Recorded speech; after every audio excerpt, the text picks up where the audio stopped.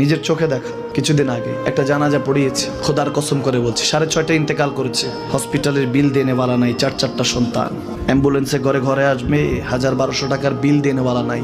কি বুঝলেন? ক্ষণস্থায়ী দুনিয়া। মুমিনের কম থাকলেও আমি বলি, কেউ যদি এসে বলে হুজুর একটু দোয়া করেন, খুব পেরেশানিতে আছি, আমি তার হাত চুমু খেয়ে বলি তোমাকে মোবারকবাদ, আল্লাহ তোমাকে ভালোবাসে। পেরেশানি তো মালিক দেয়, এই জন্য এটা রহমত মুমিনের জন্য। পেরেশানি দেয় যখন ফেরেশতারা বলে আল্লাহ চাইতেছে টাকা পয়সা চাইতেছে, বলে এটা কি? বলে ফাসেক, দে বিদায় কর। তার চাওয়া চেয়ে বিরক্ত লাগে, বিদায় কর, কি লাগে দে।